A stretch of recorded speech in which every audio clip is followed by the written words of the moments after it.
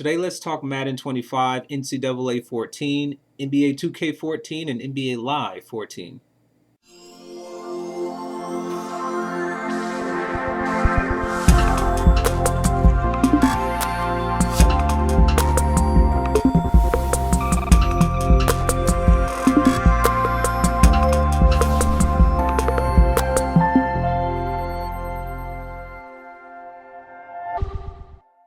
Good evening, ladies and gentlemen. Welcome back to the source code. Let's begin with the NCAA 14 demo. This demo was highly anticipated by many gamers, sim and casual. I think it's safe to say that the NCAA team comes through more so than the Madden team does when it comes to effectively utilizing their technology. We have seen last year that even though Madden had the use of the Infinity Engine and NCAA hadn't, they still produced a decent game. In fact, some would say NCAA 13 was better than Madden 13. It's on record that the NCAA team chose not to use the Infinity Engine last year because of the possibility of it being rushed out and gamers being completely unsatisfied with it. However, this year NCAA has the Infinity Engine and the demo is now available for download.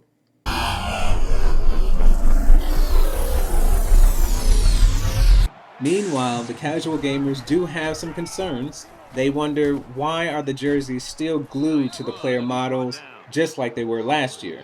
They think they can do a better job in that department, although they are happy with the new player gloves, the new cleats, because they are now team colors, new cutscenes, new crowd chants, although the commentary from the commentators seems repetitive and seems to be somewhat the same as last year. But most of that stuff can be fixed with patches and downloadable content. Even if that downloadable content is $5, $6, or $7, the casual gamers are happy to pay it. The sim gamers say that so far in this demo, the AI has gone unchanged. There are still signs of route mirroring. However, the sim gamers can admit incorporating the Infinity Engine makes the tackles look a lot better. The sim gamers don't think that this will be a bad game, although they will not admit that there was a great jump from NCAA 13 to 14.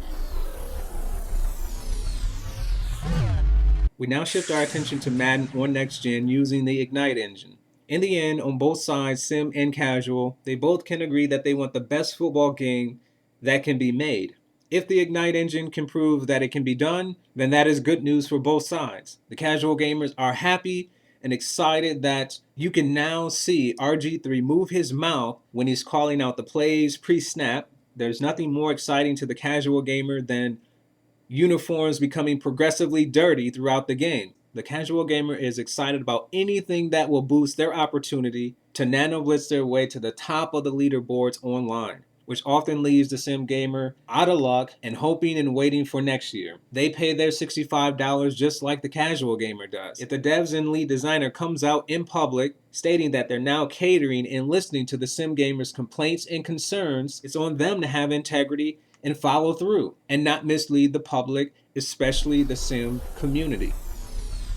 We've all seen the debacle of NBA Elite, formerly known as NBA D-League. But can NBA Live bounce back? It is certainly a historic franchise who has shown that on occasion, when they want to, they can put out a decent or a great basketball game. So with recent footage showcasing NBA Live 14, this gameplay has some of the casual gamers concerned. Namely, on the visuals. Why is it that these player models still look like Gumby from NBA Elite? Is this not the year 2013? The casual gamers are praying that all the Jordans, all the Kobes, all the LeBron James shoes are in this game, because if they don't have that, then they won't stand a chance against NBA 2K.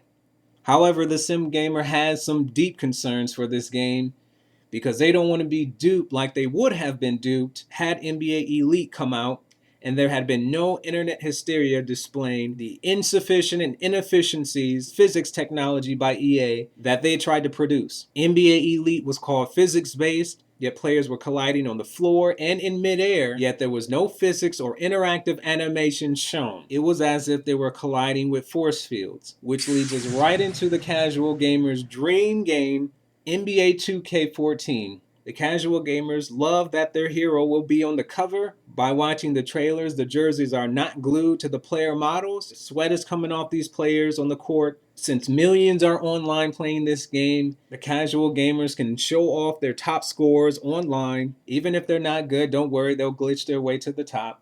Since Jordan has become part of the franchise, they have their Jordans, they have their Kobes, they have their Spaldings, they have their Adidas, they have their Reebok shoes. You can dress these player models up in headbands and wristbands galore. They have virtual cash where they can buy off the court gear. They know that this game will be full of crossovers and dunks most of these players can't even do. However, the sim gamer has saw no signs of improved foot planting, no signs of improved physics, no signs of improved rebounding animations, no signs of improved fast break logic. So far to the sim gamer, if the AI system is running the game exactly the same, the core of the game will be the same. They'll be buying NBA 2K13 with roster updates. To the sim gamer, there have been no signs that the integrity of the game will be enforced during online games to show that the leaderboards themselves have some integrity. When the sim gamer looks at the top of the leaderboards, there's always that thought in the mind, how did this person glitch their way to the top?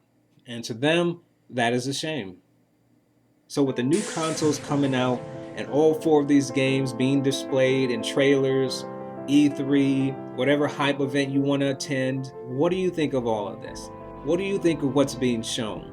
Has the next-gen console swayed your opinion? Have they now given you hope that the Madden franchise will be saved? The NBA Live franchise will be saved? Will games like 2K still reign as the basketball champion? And is it because what's being shown, will you now rush out and grab a next-gen console day one? Are you willing to stand in line all day, having the thought that this whole situation of you waiting for a next-gen console to save the day may start all over again once you spend $300, $400, $500, or even $600 on some piece of technology to be your savior? Till next time,